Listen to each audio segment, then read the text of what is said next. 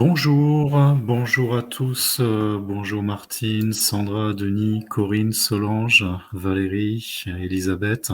Ah bah il y a même Nadia qui est là. Merci à vous d'être, je vais pas dire tous les prénoms, parce que vous êtes encore une fois très très nombreux. Merci à vous de vous être connectés. C'est notre dernier rendez-vous avant une pause estivale bien méritée. Et nous sommes, comme d'habitude, nous avons pris ces habitudes et elles sont, je trouve, très très bonnes, de partager l'actualité juridique avec Pauline Larocque-Daron et Solène Hervouette. Donc, Pauline Larocque-Daron, avocate associée au sein du cabinet Factory Avocat, et Solène Hervouette, avocate. Nous avons beaucoup de sujets aujourd'hui d'actualité sociale et législative, réglementaire, jurisprudentielle. Donc, la matinée va durer 1 heure, mais elle va être très ample. Donc pendant 1 heure, donc petit rappel, donc on démarre juste après avec Pauline et Solène. Vous pouvez poser des questions dans le cadre avec l'onglet questions. Le chat, si vous avez des problèmes techniques, Anne-Christelle de RH Partner Group est là pour nous aider à résoudre ces problématiques. On mettra quelques sondages en cours de webinar, et on vous donnera également à la fin du webinar quelques infos pour la rentrée après les vacances. Voilà, on a prévu quelques programmes avec vous, si vous le voulez bien. Voilà, mais en tout cas, je passe la parole tout de suite à Pauline et à Solène. C'est à vous pour l'actualité juridique de cette fin de semestre. Merci Serge et bonjour à tous. Alors comme d'habitude, on va répartir la présentation en commençant par les actualités légales et réglementaires d'abord, où on verra qu'il y a un certain nombre de sujets sur tous les dispositifs de sortie de crise sanitaire. Et on verra ensuite les dernières actualités en jurisprudence qui sont aussi relativement nombreuses, voilà, sur ce dernier trimestre. Alors, voilà. Alors, s'agissant tout d'abord des actualités législatives et réglementaires,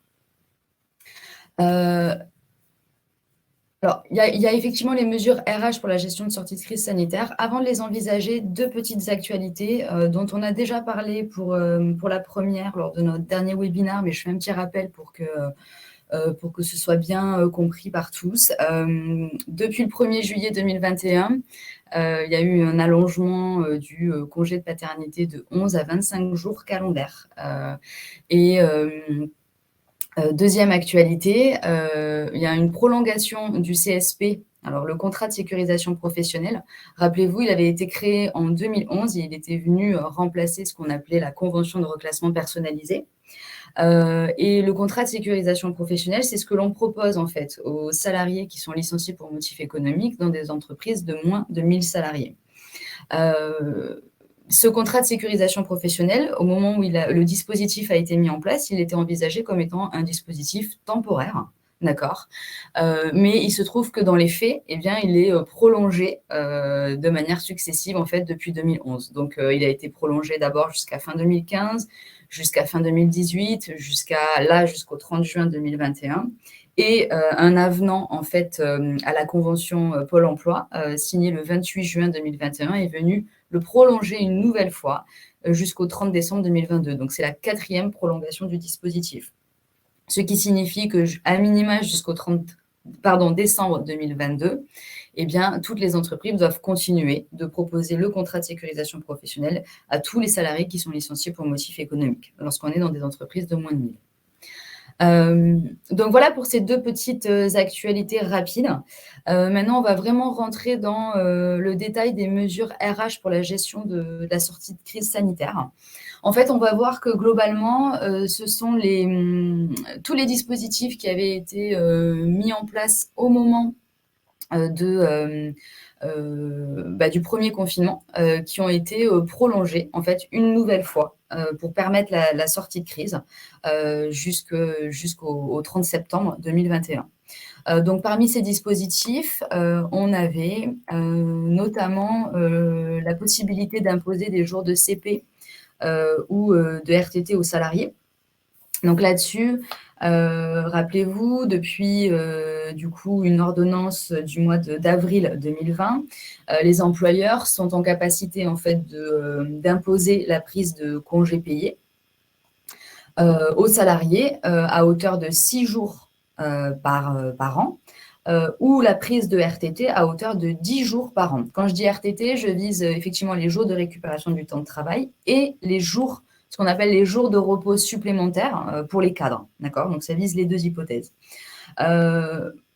Pour les congés payés, il est nécessaire d'avoir un accord pour pouvoir imposer le congé payé, d'accord ? En revanche, pour les RTT, il suffit d'avoir une décision unilatérale de l'employeur. Bon, donc là, qu'est-ce qu'est venue nous dire la loi de gestion de sortie de crise ? Eh bien, elle nous dit, là où par le passé, l'employeur pouvait imposer 6 jours de congés payés, eh bien, cette possibilité, elle est prolongée jusqu'au 30 septembre 2021 et elle peut être portée jusqu'à 8 jours de congés payés. Ce qui veut dire que la période de référence, c'est la période du 17 avril 2020 jusqu'au 30 septembre 2021. Et dans cette période, eh bien, les employeurs peuvent imposer par accord des congés payés ou par décision unilatérale des RTT. D'accord ? Donc attention, parce qu'il ne s'agit pas de cumuler, si vous aviez déjà imposé des CP en 2020 au moment du premier confinement, vous n'allez pas pouvoir en réimposer. Le maximum de 8 jours s'apprécie vraiment sur 2020-2021. Deuxième mesure RH de sortie de crise, c'est également la prolongation de toutes les dérogations qui avaient été prévues concernant les réunions du CSE. Donc, rappelez-vous là-dessus, il était beaucoup plus facile d'avoir recours à la visioconférence pour effectuer les réunions du CSE, où normalement, légalement, l'employeur ne peut faire des réunions en visio avec le CSE qu'à raison de 3 fois par an, sauf s'il dispose d'un accord, hein, évidemment. Et bien là, avec les dispositions pendant la crise et avec la gestion de sortie de crise, eh bien, il est possible de faire toutes les réunions en visio sans limitation de nombre. D'accord ? Maintenant, il y a quand même une limite à ça, c'est que les dispositions de la loi de sortie de crise ont prévu que ces mesures sont aussi prolongées jusqu'au 30 septembre, mais il y a un droit d'opposition en fait, du CSE sur le fait que la réunion soit en visio. Et ce droit d'opposition, il porte sur toutes les réunions qui auraient attrait à les PSE, les plans sociaux, les accords de performance collective ou les accords APLD. Donc, ça veut dire que lorsqu'il y a des réunions qui portent sur ces sujets, eh bien, le dispositif de sortie de crise prévoit que, de par l'importance du sujet, eh bien, le CSE a un droit d'opposition, d'accord, qui doit exercer au moins 24 heures avant la tenue de la réunion. Voilà, donc il faut avoir ça en tête.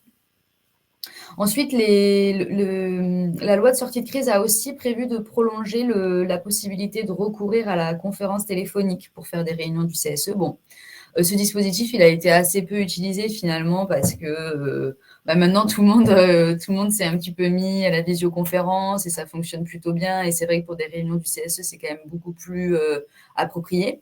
Maintenant, au moment du premier confinement, en tout cas, quand les choses étaient pas encore assez bien calées, eh bien, il y avait eu beaucoup d'entreprises qui avaient eu recours à la conférence téléphonique par nécessité.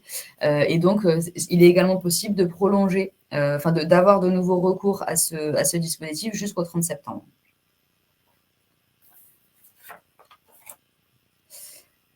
Ensuite, troisième mesure RH sur la sortie de crise, c'est, alors on en parle depuis longtemps, mais c'est toujours la question des taux de l'activité partielle.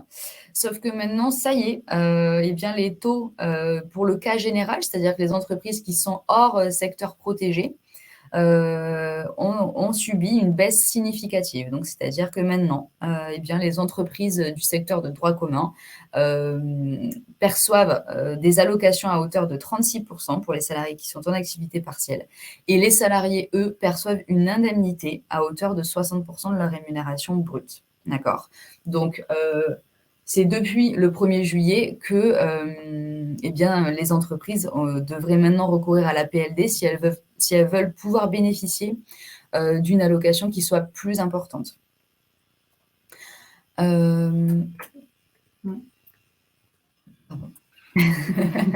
Le document a avancé tout seul. Il est allé tout de suite à la... J'en profite pour repasser le message à toutes les personnes qui sont connectées avec un tout petit peu de retard, mais rassurez-vous, vous pourrez accéder au support, mais également au replay. Et puis, petit rappel, vous avez des questions à poser, c'est la bonne occasion. Vous avez 2 avocates pour répondre à vos questions sur toute cette actualité. N'hésitez pas à poser des questions à Pauline et Solène en cours de présentation. C'est l'objectif également de rendre tout cela un peu plus interactif. Merci. Voilà, donc pour le cas général, il y a eu une baisse qui a été maintenant actée sur les taux de l'activité partielle. En revanche, ce qu'a prévu la loi de gestion de sortie de crise, c'est que il y a une nouvelle prolongation des taux de l'activité partielle pour les secteurs protégés, où le taux de droit commun n'entrera en vigueur qu'en septembre. Et pour les secteurs protégés qui ont fait l'objet d'une baisse de chiffre d'affaires de plus de 80% qui ont fait l'objet d'une fermeture administrative, eh bien, la prise en charge intégrale, elle peut continuer jusqu'au 31 octobre 2021. Bon, maintenant, ça vise assez peu d'hypothèses. On pense surtout aux boîtes de nuit, oui, d'ailleurs. Bon, voilà, ce sont des cas un peu particuliers, mais en tout cas, voilà, c'est prolongé une nouvelle fois. Alors, n'hésitez pas si vous avez des questions sur ces dispositifs. Voilà, et dernier dispositif sur la gestion de sortie de crise. On en avait aussi parlé lors de notre précédent webinar. Ça concerne les entretiens professionnels. Donc là-dessus, rappelez-vous, depuis la loi sur la formation professionnelle de 2014, eh bien, il est prévu que les salariés bénéficient tous les 2 ans d'un entretien professionnel dont l'objet et d'aborder ses besoins et ses souhaits d'évolution au regard de ce qui peut être envisagé dans l'entreprise. Donc, ça n'est pas l'entretien d'évaluation, ça n'est pas l'entretien sur la charge de travail des cadres, c'est un autre type d'entretien, l'entretien professionnel, qui se fait tous les 2 ans. Ce qui veut dire que les salariés devaient en bénéficier en 2016, en 2018 et en 2020. 2020 qui était initialement la date butoir pour avoir accompli une période de 6 ans au sein de laquelle les salariés devaient avoir fait au moins 3 entretiens professionnels et au terme de laquelle ils devaient bénéficier de ce qu'on appelle un entretien bilan. D'accord ? Du fait de la crise sanitaire, eh bien, cette première échéance à 2020, elle a été reportée à 2 reprises. D'abord, elle avait été reportée jusqu'au 30 décembre 2020 au lieu du 30 juin. Puis, il y avait eu un nouveau report jusqu'au 30 juin 2021. Bon, il n'y a pas eu de nouveau report de la date butoir pour réaliser les entretiens, d'accord ? Donc, cette date, maintenant, elle est expirée. En revanche, il y a eu ce qui revient un peu à la même chose, il y a eu un report de la sanction. OK. Puisqu'en réalité, les entreprises qui ne respecteraient pas la tenue des entretiens professionnels, elles s'exposent à 2 types de sanctions.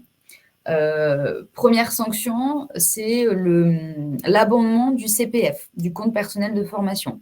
Donc, c'est-à-dire que les entreprises qui n'ont pas respecté leurs obligations en cette matière, eh bien, sont tenues de verser sur le compte professionnel de chaque salarié qui est concerné par le non-respect du dispositif, la somme de 3 000 €. Okay, un abonnement à hauteur de 3 000 €. Et deuxième catégorie de sanctions, c'est les actions individuelles des salariés, concrètement, qui pourraient saisir le conseil de prud'homme en faisant valoir un préjudice. Okay ? Ce que nous dit la loi de sortie de crise, c'est que eh bien, la sanction qui est la plus dangereuse, la sanction de l'abondement du CPF, eh bien, elle ne sera pas appliquée avant le 30 septembre. D'accord ? Donc, ce qui, indirectement, est une forme d'assouplissement et qui permet aux entreprises de rattraper encore la situation jusqu'au 30 septembre. Donc, si d'aventure, vous étiez dans une entreprise de plus de 50 salariés et que vous n'avez pas encore tenu les entretiens professionnels, il est vraiment urgent maintenant de vous mettre en conformité. Alors, je ne sais pas si ça a répondu, je rebondis, j'ai vu qu'il y avait une question, donc je ne sais pas si ça a répondu à la question. Je pense que oui, puisque du coup, Pauline a précisé que c'était un report de fonction. Oui, alors, donc Frédéric Charvier, il me semble que l'échéance pour réaliser les entretiens professionnels de bilan 2020 a encore été repoussée. Oui, effectivement, c'était le sujet. Voilà. Ensuite, un salarié peut-il refuser de faire son entretien bilan à 6 ans? Alors ça, c'est une très bonne question parce qu'il y a effectivement des situations où ça nous est arrivé en fait chez certains de nos clients où des salariés sont convoqués en fait à des entretiens et ils viennent pas. Donc quid de l'applicabilité de la sanction quand c'est le salarié en fait qui refuse de venir ou qui veut pas son entretien. Là-dessus, cette situation, elle a été envisagée par le gouvernement dans son question-réponse sur les entretiens professionnels, puisqu'il est expressément mentionné que l'employeur, dans ces hypothèses-là, pourra faire valoir ce qui s'est passé, c'est-à-dire qu'il pourra faire valoir le fait que la non-tenue de l'entretien n'était pas de son fait. Maintenant, pour pouvoir le faire valoir, il faut être en capacité de le prouver. Donc, si d'aventure, vous avez des salariés récalcitrants, il faut tout de suite acter en fait du refus du salarié de venir à l'entretien et du fait qu'il y a eu pourtant une convocation en bonne et due forme. Voilà. Ce sont les précautions à prendre. Est-ce qu'il y a d'autres questions sur les entretiens professionnels ? Pour l'instant, pas. Mais merci d'avoir fait le réflexe de poser des questions. Allez, continuez pour avoir toute précision.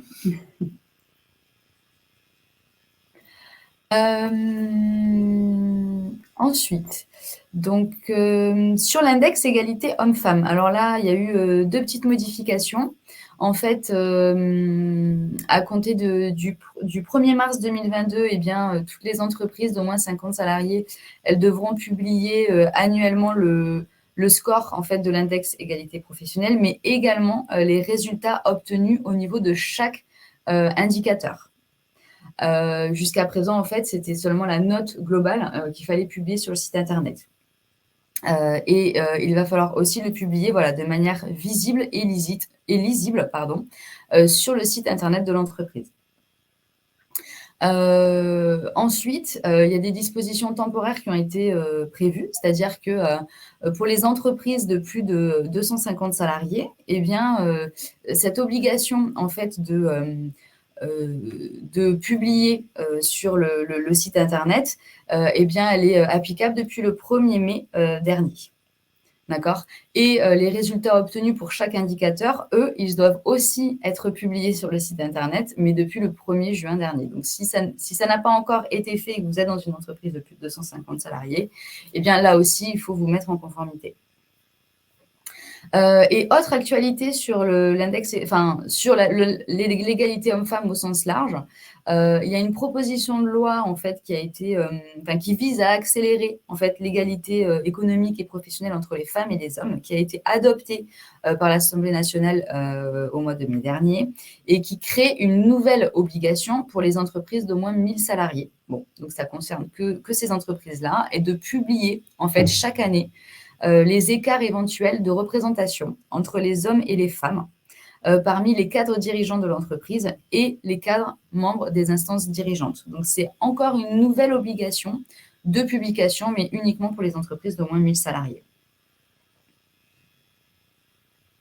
Et voilà sur la question de l'égalité homme-femme.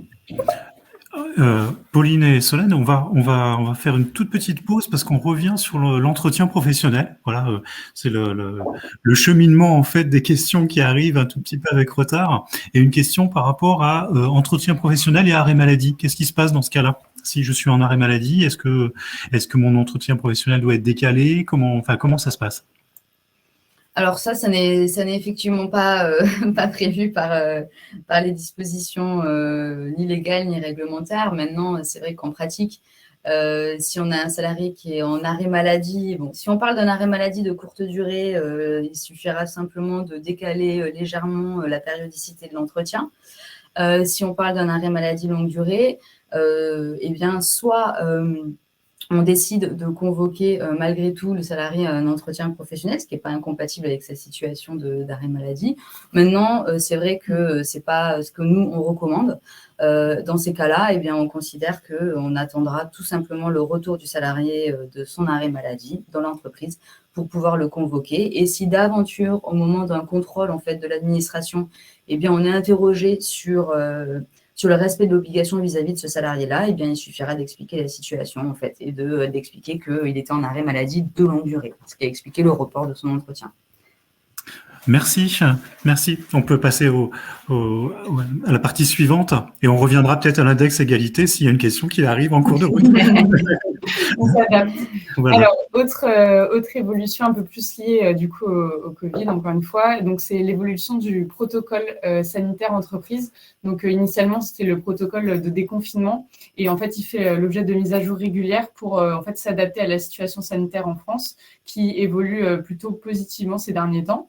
Donc, concernant le télétravail reste la règle, mais les salariés en fait sont autorisés à revenir sur site, du moins partiellement, puisque en fait le protocole prévoit que les entreprises doivent quand même fixer des jours de télétravail par semaine. Donc du coup, ça fait partie d'un aménagement qui est à prévoir au sein des entreprises, mais c'est juste pour faire un aménagement. Donc, ça peut être, par exemple, 3 jours télétravail, 2 jours en présentiel.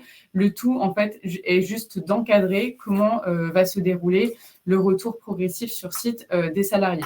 Alors, nous, chez nos clients, au final, on constate que le télétravail, il va perdurer dans le temps et au final, il s'est bien installé. Après, il y a très peu d'entreprises qui continuent le télétravail à 100%, en tout cas qui l'envisagent de manière définitive, puisque il y a quand même des risques psychosociaux qui sont importants pour les salariés qui restent en télétravail à 100%. Donc généralement, effectivement, la règle, c'est 3 jours, 2 jours. Mais encore une fois, ça, c'est à aménager en fonction, en tout cas, de vos règles et de vos besoins. Il y a également une évolution par rapport à tout ce qui concerne les jauges pour les restaurants d'entreprise. Donc, bien entendu, il y a un moment donné, les restaurants étaient fermés d'entreprise et ils avaient rouvert progressivement, mais il n'était pas possible de manger à plus de 6. Et en tout état de cause, il fallait respecter une distance d'au moins 2 mètres entre chaque salarié. Donc, du coup, c'est vrai que forcément, c'est pas très convivial et ça permettait pas d'ouvrir en fait toute la partie du restaurant d'entreprise. Et en fait, le protocole prévoit la fin d'une telle jauge. Désormais, il est possible de manger à plus de 6 par table et la distance, en tout cas de 2 mètres, n'a plus nécessairement à être respectée. Alors après, le protocole conseille en tout cas de mettre des parois entre les différentes tables pour éviter en fait les projections et limiter la propagation du virus. Après, en fait, ça fait partie juste de bons réflexes. Il faut juste aménager les lieux de telle sorte que vous respectez en partie, en tout cas dans la mesure du possible, les gestes barrières pendant les périodes de restauration. Alors, autre nouveauté, c'est tout ce qui concerne un peu les moments de convivialité au sein des entreprises. Donc, depuis avant le 9 juin, en tout cas, les pots en présentiel au sein des entreprises n'étaient plus permis parce que, forcément, pendant les pots, c'est un peu compliqué, en tout cas, de respecter les mesures barrières. Dès le 9 juin, en fait, les pots ont été rendus à nouveau possibles par le gouvernement et ils étaient en fait limités à un nombre de 25 personnes et depuis le 30 juin dernier, ces moments ne sont plus limités à 25 personnes. Donc, vous pouvez réunir l'ensemble de l'entreprise puisqu'il n'y a plus de limitation. Mais bien entendu, il faut, si c'est en tout cas à l'intérieur, que le port du masque soit respecté et que les distanciations sociales soient également, dans la mesure du possible, respectées. Le protocole recommande de le faire quand même en extérieur. Bon, il commence à faire beau. Ça dépend où en France, mais du coup, ça pourrait être l'opportunité de le faire à l'extérieur pour un peu avoir une cohésion sociale après toute cette période où c'était plus la visioconférence qui était privilégiée. On peut même privilégier les parapluies. Aussi. C'est ça. Et troisième et dernière mise à jour du protocole, ça concerne la vaccination en entreprise. Bon, vous savez, il n'y a pas d'obligation de se faire vacciner en France, en tout cas pas pour le moment, et les employeurs ne peuvent pas contraindre les salariés à se vacciner. En revanche, les salariés peuvent recourir à la médecine du travail pour se faire vacciner. Et dans ce cas-là, peuvent du coup s'absenter durant les heures de travail pour aller se faire vacciner sans en tout cas justifier de cette absence. Et l'employeur ne pourra pas s'y opposer étant donné que c'est une vaccination qui intervient dans le cadre de la médecine du travail. Sauf que le protocole prévoit également que les salariés ne sont pas obligés de passer par la médecine du travail et peuvent bien entendu aller se faire vacciner dans les mairies ou autres, en dehors en tout cas du service de la médecine du travail. Et dans ce cas-là également, il est fortement recommandé aux employeurs de laisser les salariés s'absenter sur leur période de travail et en tout cas de ne pas s'y opposer pour en fait justement sensibiliser les salariés et contribuer à une vaccination de l'ensemble de la population à terme. Donc voilà, ça c'est du bon sens. Bien entendu, si vous sanctionnez un salarié parce que il est parti se faire vacciner et qu'il ne vous a pas prévenu, c'est un peu compliqué. En tout cas, la sanction pourrait fortement être contestée. Donc voilà, c'est juste de la bienveillance, on va dire, au niveau du management. Merci pour cette partie. Alors, est-ce qu'il y a des questions? Alors, autre nouveauté, c'est un projet de loi climat et résilience. Donc, c'est un projet de loi qui est pris de manière générale. Il contient des dispositions d'ordre social, mais aussi des dispositions, par exemple, en matière de transport. Le tout pour, en fait, contribuer à l'écologie du pays et limiter tout ce qui est impact sur le climat. Donc, certaines mesures sont prises et concernant plus spécifiquement la partie droit du travail, en fait, le projet de loi qui a été déposé initialement prévoyait un accroissement, en tout cas, de doter le CSE de missions environnementales. À savoir que lorsque le CSE devait être consulté, par exemple, dans le cadre de la marche générale de l'entreprise, le CSE devait en tout cas prendre en compte les mesures ou projets qui devaient être mis en œuvre au sein de l'entreprise et les impacts de ces mesures d'un point de vue environnemental. Donc ça, c'est un peu une nouveauté. Il y avait également, du coup, la volonté de renommer la bande de données économiques et sociales, mais avec, bien sûr, des documents un peu plus centrés environnement et également un élargissement du pouvoir des experts, puisqu'ils pouvaient également intervenir dans ce cadre, dans le cadre de consultation qui concernait un peu plus spécifiquement l'environnement. Sauf que, donc, comme vous le savez, lorsqu'il y a un projet de loi qui est déposé, il fait l'objet d'un examen en premier lieu par l'Assemblée nationale. L'Assemblée nationale adopte un projet de loi. Le projet de loi est transmis au Sénat. Le Sénat peut déposer des amendements, modifier le texte. Et ensuite, il est examiné par la commission mixte. Et seulement ensuite, il est promulgué. Sauf que là, donc il a passé le stade de l'Assemblée nationale avec les mesures que je viens de décrire, sauf que en date du 29 juin dernier, le Sénat a sensiblement modifié le texte puisqu'en fait, il a retiré toutes les dispositions relatives au CSE et à la volonté, en tout cas, du projet de loi de doter le CSE de missions environnementales. En fait, le Sénat s'est plus orienté sur en fait, a voulu contribuer à la lutte contre le dérèglement climatique en passant par un accord GPEC. En fait, les accords GPEC, ils sont obligatoirement négociés dans les entreprises de plus de 300 salariés. Et donc, initialement, le projet de loi prévoyait une disposition supplétive en ajoutant en fait un thème de négociation, à savoir environnemental. Sauf que le Sénat l'a basculé dans les dispositions d'ordre public. Donc, s'il y a une négociation qui est faite d'un accord GPEC, il faudra nécessairement que la thématique, en tout cas environnementale, soit abordée ou négociée. Après, ce n'est pas très contraignant au final par les employeurs, puisque vous pouvez tenter des négociations en matière de GPEC et au final ne pas prendre d'accord. Donc, au final, c'est beaucoup moins contraignant que de doter, bien sûr, le CSE d'attribution pour les entreprises, parce que déjà, ça ne concerne que les entreprises de plus de 300 salariés. Et en tout état de cause, il n'y aura pas de sanction si vous n'avez pas négocié un accord sur le sujet. Donc voilà, après, bon, on est encore au stade du projet de loi. Ça se trouve, ça va encore évoluer. Donc, on verra par la suite ce que décidera la commission mixte. Alors, autre nouveauté, qui n'est pas vraiment une nouveauté puisque la prime exceptionnelle pour le pouvoir d'achat avait fait son entrée en fait au cours de l'année 2020 et l'objectif premier, c'était de récompenser les salariés qui avaient travaillé sur site, notamment pendant le premier confinement, à savoir le confinement strict. Voilà, la volonté, c'était vraiment de pouvoir récompenser ses salariés et en même temps de ne pas faire peser de charges aux entreprises, puisqu'en fait, cette prime était exonérée de charges dans la limite de 1 000 € ou 2 000 € si l'entreprise était couverte par un accord d'intéressement et de participation. À l'époque, il était possible en fait de moduler la prime selon 4 critères, donc rémunération, classification, temps de travail et présence effective du salarié. Et il y avait un 5e critère sur lequel la prime pouvait être modulée, à savoir les conditions de travail pendant l'épidémie Covid-19. Donc, en fait, vous pouviez attribuer, par exemple, 500 € à une catégorie de salariés et 1 000 € à d'autres en fonction, par exemple, de si les salariés étaient obligés de se rendre sur site ou pas. C'était vraiment l'objectif de cette prime. Alors, la loi de finances rectificative pour l'année 2021 prévoit un prolongement de cette prime PEPA qui, au final, pourra peut-être reconduite, mais il y a eu quelques aménagements puisque la possibilité de faire varier le montant de la prime en fonction des conditions de travail liées à la Covid-19 n'existe plus. Du coup, vous pouvez seulement faire varier la prime en fonction de la rémunération des salariés, du temps de travail, de la classification et du temps de présence du salarié. Vous ne pouvez pas dire « Ah oui, bon, bah, du coup, un tel est venu plus souvent sur site du fait du Covid, je lui donnerai plus. » Ça, c'est plus possible.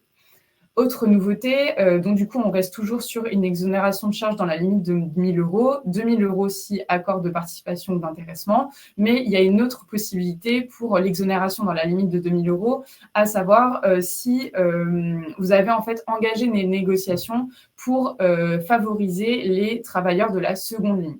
Alors, qui sont les travailleurs de la seconde ligne? C'est ceux qui ont participé au maintien de l'économie nationale pendant la crise sanitaire. Donc, pour ces travailleurs, ça renvoie un peu à ceux qui sont un peu obligés de se déplacer sur site pour continuer l'économie nationale. Donc, si au niveau de la branche, il y a eu des négociations à ce sujet, ou si vous avez conclu un accord d'entreprise, ou même juste que vous avez tenté des négociations sur le sujet, vous pouvez être exonéré, enfin la prime, vous pouvez la verser à hauteur de 2 000 € et elle sera exonérée de charges. Autre nouveauté qui date de quelques jours, c'est il y a un amendement qui a été déposé par le Sénat qui en fait vise à permettre aux entreprises de moins de 50 salariés de majorer cette prime sans la nécessité en fait de conclure un accord d'intéressement ou de branche. Donc c'est un peu plus souple pour les petites entreprises pour justement arriver à ce que les entreprises, malgré le fait que économiquement il y a eu quand même un gros choc du fait de la crise, puissent quand même récompenser leurs salariés par l'octroi de primes. Il y a quand même une limite. Cette prime peut être accordée aux salariés à condition qu'ils ne gagnent pas plus de 3 fois le montant du SMIC. Donc ça, c'est quand même la limite.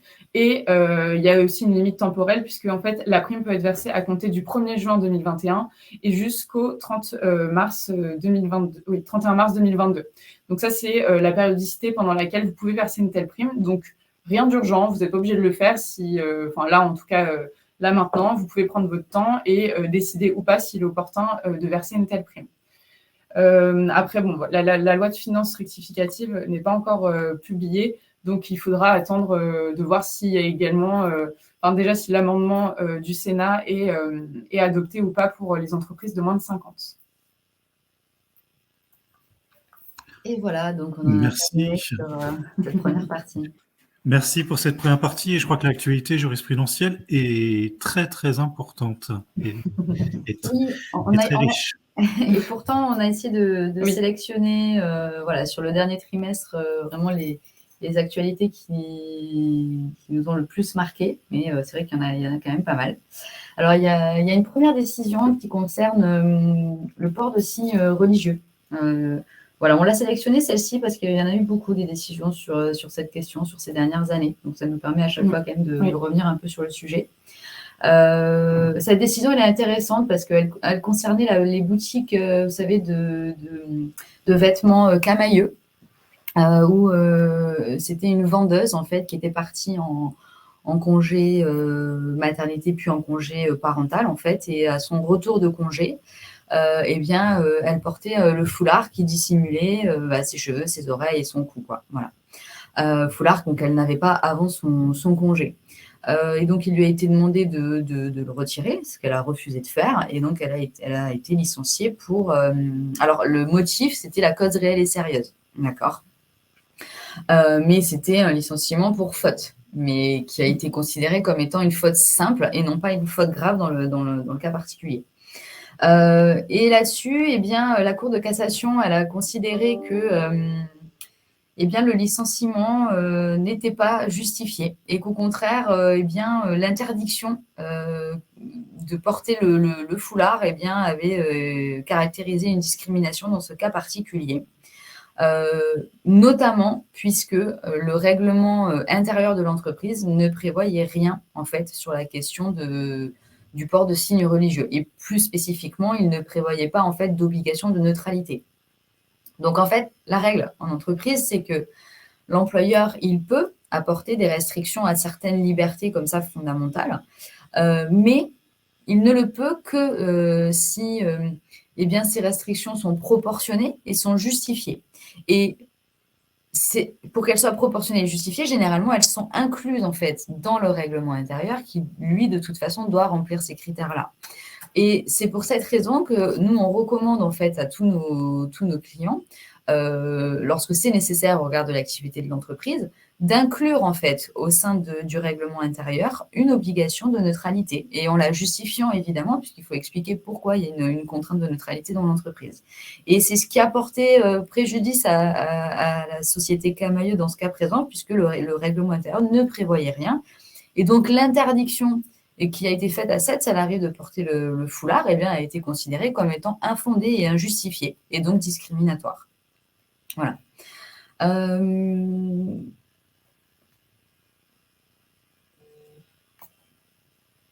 Ensuite, deuxième décision voilà, qui a porté un petit peu qui a attiré notre attention, c'est sur la question des barèmes Macron. En fait, il y a eu une décision de la Cour d'appel de Paris du 16 mars dernier qui est sortie du barème, en fait, une nouvelle fois, et qui a accordé une indemnité supérieure à ce que prévoit le plafond du barème Macron. Alors, quels étaient les faits dans cette décision? En fait, c'était une salariée qui avait été licenciée pour motif économique. Ça concernait une mutuelle. Et bon, les faits étaient relativement classiques, c'est-à-dire qu'il y avait eu un défaut au niveau des recherches de reclassement qui avait été considéré comme étant insuffisante, et donc le licenciement avait été qualifié comme sans cause réelle et sérieuse. Donc cette salariée, elle avait 4 ans d'ancienneté, ce qui veut dire que si c'était le barème Macron qui lui avait été accordé, elle aurait eu, je crois que c'est 4 mois le plafond. Et 4 mois, ça représentait, au vu de son salaire, entre 12 et 13 cas. Et qu'a dit la Cour d'appel de Paris? Eh bien, elle a fait un autre calcul et elle a dit, elle a pris en compte la différence entre les indemnités qu'a perçues la salariée via Pôle emploi, donc via le CSP, et après, même au terme du CSP, via la RE, quoi. Et elle a pris en compte la différence entre le salaire que percevait la salariée et les indemnités chômage qu'elle a perçues. Et elle a considéré qu'il y avait eu une perte de 32 000 € sur une durée, je crois, de 1 an et demi. D'accord ? Donc, la durée pendant laquelle la salariée a été sans emploi. Et ça nous a amené à 32 000 €. Et donc, elle a considéré que eh bien, le barème Macron, dans le cas présent, eh bien, ne permettait pas d'indemniser justement le préjudice qui avait été subi par la salariée. Et donc, elle a accordé 32 000 € à la salariée. Donc ça fait un petit peu écho, cette décision, avec ce qu'avait décidé déjà la Cour de cassation l'année dernière, où elle avait... pardon, ce n'était pas la Cour de cassation, c'était aussi... oui, c'était des cours d'appel. Justement, où il avait d'ores et déjà été... décider qu'il est possible en fait de sortir du barème Macron, mais c'est pas un raisonnement in abstracto, dans le sens où il n'y a pas une situation en particulier qui va justifier de sortir du barème, enfin, hors ce qui est prévu par les dispositions légales. En réalité, c'est vraiment le juge qui doit faire une appréciation in concreto, donc au cas particulier, pour déterminer si oui ou non, dans ce cas-là, eh bien, le barème Macron permet ou non d'indemniser justement le préjudice. Bon, ce qui est un peu gênant dans cette décision, c'est que le raisonnement qui a été suivi par la Cour d'appel, il est clairement transposable à un très, très, très grand nombre de situations, parce qu'en réalité, à toutes les situations, même de rupture du contrat, parce qu'il suffit de à chaque fois de faire la différence entre les allocations de chômage perçues par le salarié, quel que soit le motif de licenciement d'ailleurs, hein, et le salaire mensuel pour avoir le montant du préjudice subi. Alors parfois, ça va être à l'avantage du salarié, quand justement il y a eu une période en fait de chômage assez longue, parfois ça ne sera pas le cas et du coup les gens demanderont plutôt le barème Macron. Mais voilà, cette décision elle est quand même un petit peu gênante parce qu'elle ouvre la voie à beaucoup de demandes qui seraient fondées sur le même raisonnement. Et cette décision, moi je la trouve d'autant plus gênante que elle n'encourage pas vraiment les salariés à retrouver rapidement un emploi. Au contraire, parce qu'en fait, là, la Cour, dans cette décision, elle s'est vraiment basée sur toute la période pendant laquelle la salariée, elle avait recherché un emploi. Mais si elle avait trouvé un emploi 6 mois plus tôt, eh bien, elle n'aurait pas eu 32 000 euros, en fait. Donc, quelque part, je trouve que c'est pas très encourageant et c'est un petit peu facile, en fait, de dire on prend en compte toute la période et non pas une période raisonnable, par exemple, pendant laquelle un salarié devrait trouver un emploi. Voilà. Donc, voilà un petit peu notre point de vue sur cette décision.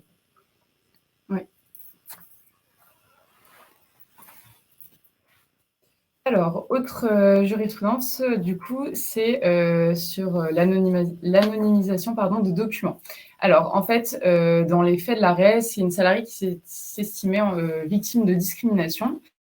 Et en matière de discrimination, la charge de la preuve, elle est aménagée lorsque la salariée ou le salarié va devant le Conseil des prud'hommes pour obtenir des dommages d'intérêt à ce titre. En fait, le salarié doit démontrer une situation qui laisse supposer qu'effectivement, il faisait l'objet d'une discrimination. Et si il arrive à démontrer une telle situation, l'employeur, lui, par la suite, doit apporter des éléments pour en fait démontrer que la situation de discrimination n'existe pas, ou en tout cas qu'il n'y avait pas de discrimination ou qu'elle était justifiée, parce qu'il peut y avoir des cas, par exemple, où les salariés ne sont pas à poste équivalent, donc forcément, les niveaux de rémunération ne seront pas forcément les mêmes. Donc là, la salariée, elle a sollicité de l'employeur en référé qui lui communique des documents confidentiels appartenant à d'autres salariés de l'entreprise pour qu'en fait, elle puisse démontrer que, oui, elle faisait bien l'objet d'une discrimination, étant donné qu'elle n'avait pas la même rémunération que d'autres salariés de sexe masculin. Alors, la cour d'appel, en fait, donc l'employeur, avant de communiquer de tels documents, a demandé l'autorisation des salariés, puisque, comme vous savez, les employeurs doivent protéger les données personnelles des salariés et ne sont pas amenés normalement à les divulguer à la vue de tous, étant donné que ce sont des données confidentielles, puisque sur un bulletin de salaire, il y a quand même le numéro de sécurité sociale, l'adresse du salarié, et ensuite, il y a tous les éléments contractuels de son contrat de travail. Donc, l'employeur demande l'autorisation aux salariés de communiquer les documents et certains salariés refusent. Et la cour d'appel, en fait, valide, entre guillemets, le raisonnement de l'employeur, étant donné qu'effectivement, c'est des données confidentielles. Sauf que la cour de cassation va casser l'arrêt de la cour d'appel et au final, consacrer le fait que l'employeur n'a pas à demander l'autorisation des salariés pour communiquer de tels documents, étant donné qu'il avait été condamné en référé à le faire. Alors, cette jurisprudence, elle est un peu étonnante, étant donné que quand même le RGPD, donc le Règlement européen pour la protection des données personnelles, est très clair sur le sujet. En matière de données personnelles, il y a une forte obligation qui pèse sur les entreprises. Et nous, déjà dans des contentieux, pareil en matière de discrimination, effectivement, les salariés, ils ont un peu du mal à établir le fait qu'ils subissent une potentielle situation de discrimination et forcément, ils demandent la production de documents. Mais bon, bien entendu que déjà, les salaires, c'est un peu...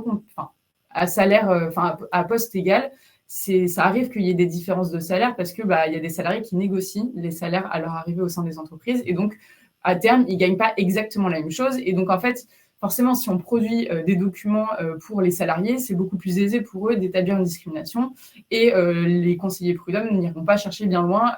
S'ils voient une différence de salaire, ils vont considérer qu'il y a une discrimination alors que potentiellement, elle est justifiée dans le cas présent.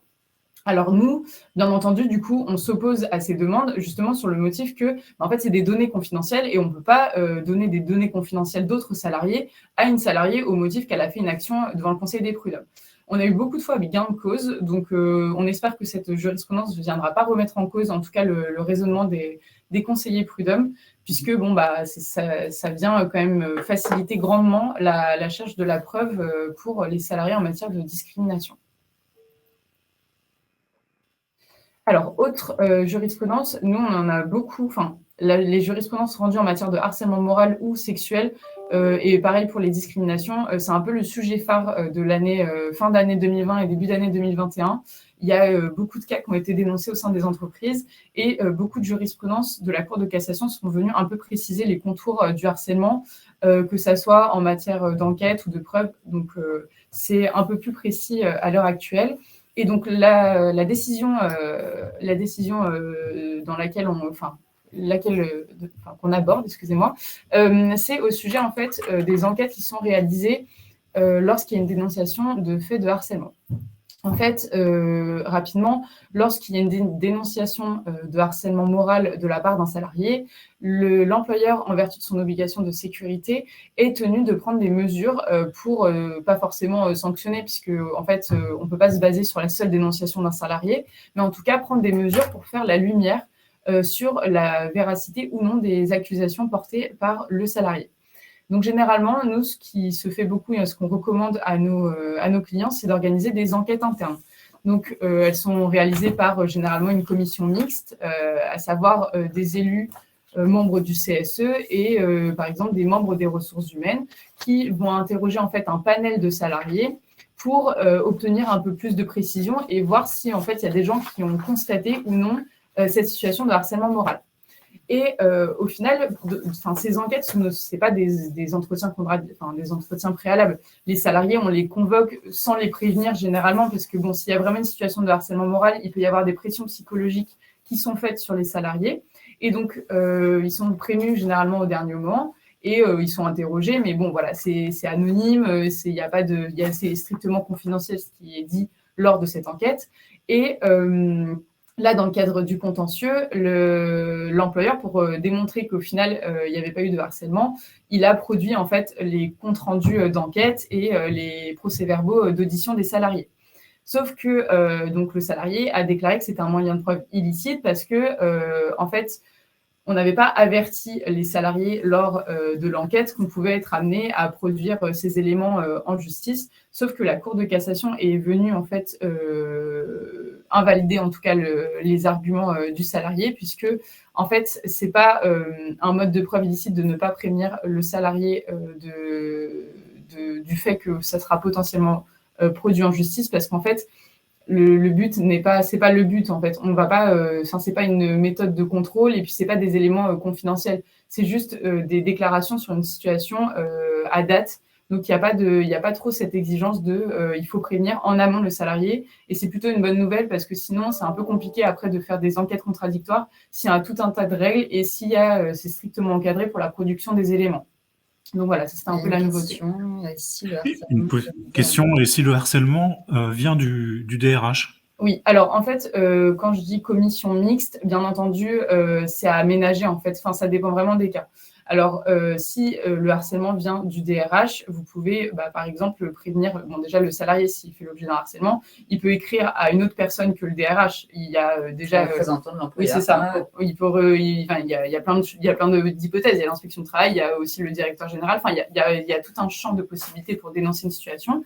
Et ensuite, l'entreprise, pour analyser le cas, pourra soit faire juste une commission avec les représentants du personnel, ou même, en fait, nous, c'est ce qu'on fait dans certains dossiers, parce que nous, on a eu le cas avec des élus du CSE qui étaient, en fait, accusés de harcèlement. Donc, vous ne pouvez pas mettre des élus du CSE dans la commission parce que ça ne faisait pas sens. Du coup, en fait, on a eu recours à un tiers extérieur à l'entreprise, à savoir, il y a beaucoup de cabinets qui sont spécialisés en fait dans les risques psychosociaux et notamment dans le traitement des situations de harcèlement moral. Donc, en fait, ces personnes-là sont tout à fait à même de faire partie de la commission et en fait de rendre l'enquête impartiale, parce que c'est là l'objectif. Si c'est pas impartial, il n'y aura aucune valeur probante du constat des éléments. Voilà, parce que en fait, le texte il dit bien que la commission, c'est une commission ad hoc. Mais en fait, c'est l'employeur qui décide de la façon dont il souhaite composer la commission. Et effectivement, ça doit être fait en fonction du cas particulier. Donc, s'il y a le DRH dedans, évidemment, il faut exclure tous les membres du service ressources humaines. Enfin, voilà, c'est une appréciation au cas particulier, clairement. Catherine vous remercie, qui avait posé la question, vous remercie. Alors, vous avez un challenge énorme, 5 jurisprudences en à peine 10 minutes. Non, mais on va fait, aller vite. En fait, celle-là, je l'ai remise, mais j'en avais déjà parlé la dernière fois, mais je l'ai remise parce que je l'aime beaucoup. Bon, quand il y a des demandes en fait de salariés en forfait jour qui viennent réclamer la nullité en fait de leur convention de forfait, qu'ils l'obtiennent et qui demandent de ce fait des rappels d'heures supplémentaires, eh bien sachez que les employeurs peuvent en contrepartie aussi, et c'est logique, demander le remboursement de tous les jours de repos supplémentaires dont ont bénéficié les cadres forfaits. Parce qu'en fait, à partir du moment où on est à 35 heures, on n'a pas de jours de repos supplémentaires des cadres. Et donc, souvent, ça permet un petit peu de contrebalancer les demandes de rappel d'heures sup. Voilà, donc à bien garder en tête pour vos contentieux forfait jour. Ensuite, autre actualité, c'est pour les... Alors, on en avait parlé, c'est une forte actualité aussi, la question du télétravail des titres restaurants.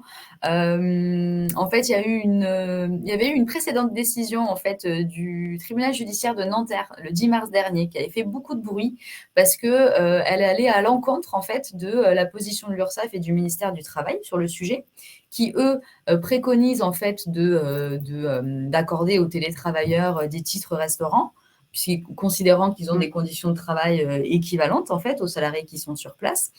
Et en fait, le tribunal judiciaire de Nanterre, lui, avait considéré que les salariés qui sont en télétravail ne sont pas dans une situation équivalente, d'accord ? Donc, pas nécessairement d'application du principe d'égalité de traitement avec les salariés qui sont sur place, et donc pas d'obligation de leur donner des titres restaurants, d'accord ?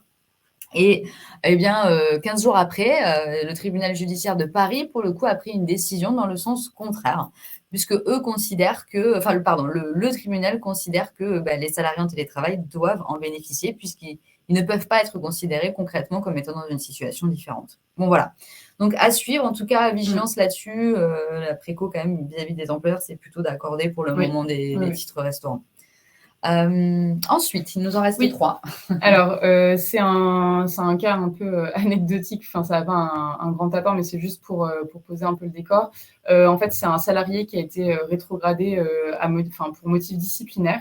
Et en fait, il a du coup donné son accord à sa rétrogradation et a ensuite saisi le Conseil des prud'hommes pour l'annulation de la sanction et du coup un rétablissement à son ancien poste, étant donné qu'il trouvait la sanction injustifiée. Et l'employeur, en fait, opposait que non, en fait, c'était pas possible qu'il conteste la sanction, étant donné qu'il avait signé son avenant et accepté sa rétrogradation disciplinaire. Et en fait, la Cour de cassation est venue dire, c'est pas parce que le salarié consent à sa rétrogradation qu'il se ferme le droit, ou en tout cas la possibilité, de contester la sanction par la suite. Donc voilà, juste faire bien attention lorsque vous notifiez vos sanctions. C'est pas parce qu'il y a un accord du salarié sur la sanction que ça ferme la voie contentieuse. Donc c'est juste à bien avoir à l'esprit lorsque vous faites vos sanctions et bien regarder si elles sont proportionnées. Alors, très importante. Cette décision, c'est ça.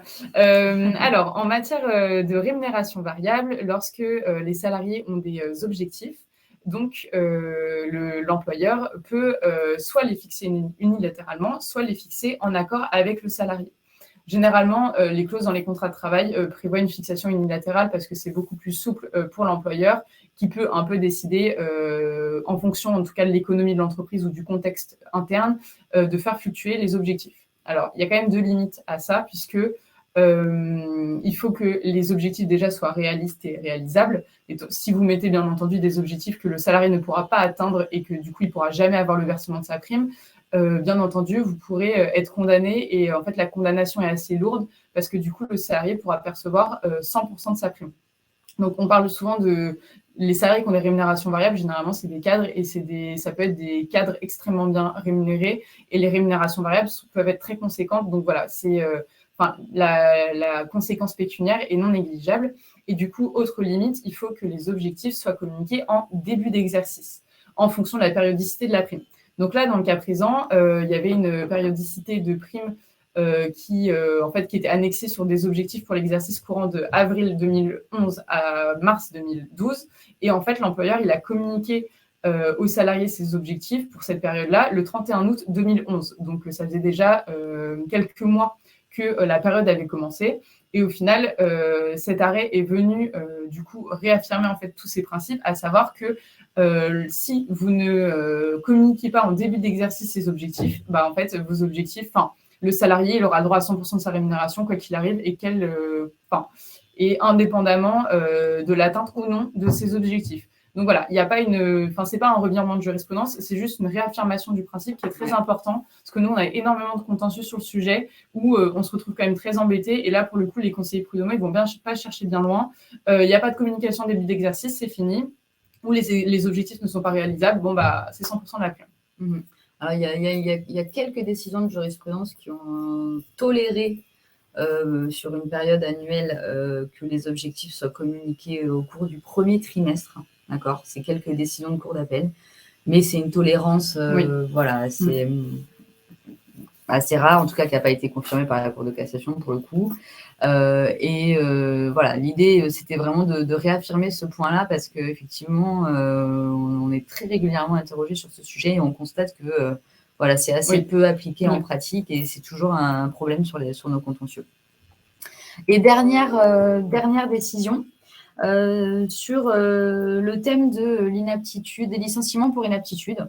En fait, il y a une obligation en principe pour les employeurs de notifier en fait aux salariés avant de déclencher la procédure de licenciement pour inaptitude, de lui notifier en fait par courrier les motifs pour lesquels son reclassement est impossible. D'accord ? Donc, l'employeur, quand le salarié est inapte, il doit chercher, sauf dispense de reclassement, il doit chercher un reclassement. Et au terme de ces recherches, il notifie au salarié les raisons de l'impossibilité de le reclasser et ensuite, il le convoque à un entretien préalable. Bon. Dans le cas d'espèce, en fait, le salarié avait reçu plusieurs propositions de reclassement, d'accord ? Il les a toutes refusées. Et en fait, l'employeur ne lui a pas notifié les motifs de l'impossibilité de son reclassement. Et donc, lui, il a tenté d'obtenir la remise en cause de son licenciement sur ce fondement. Et il a été débouté, bien heureusement. Il a été débouté puisque dans ce cas-là, eh bien, la Cour de cassation a considéré que le salarié n'avait pas besoin de connaître les motifs puisqu'il les connaît, enfin d'être notifié de ces motifs puisqu'il les connaît déjà. Donc cette solution elle est assez logique puisque quand le salarié en fait ne reçoit aucune proposition de reclassement, oui ça fait sens qu'on lui fasse un courrier pour lui expliquer que compte tenu de sa situation de santé ou des postes disponibles dans l'entreprise, eh bien l'entreprise a été dans l'incapacité de lui proposer des solutions de reclassement. Mais c'est vrai que là dans le cas particulier, on lui a proposé un certain nombre de postes en plus, il les a refusés et donc il sait pourquoi son licenciement est envisagé. Donc elle est assez bien cette jurisprudence pour les procédures d'inaptitude. Alors, je vois qu'il y avait, pardon, vas-y, je vois qu'il y avait une question sur les objectifs. Exactement. On va essayer de répondre avant la fin. Alors, si ce sont des objectifs trimestriels, le début d'exercice peut être le trimestre, donc modification possible en début de trimestre pour adopter les objectifs au contexte.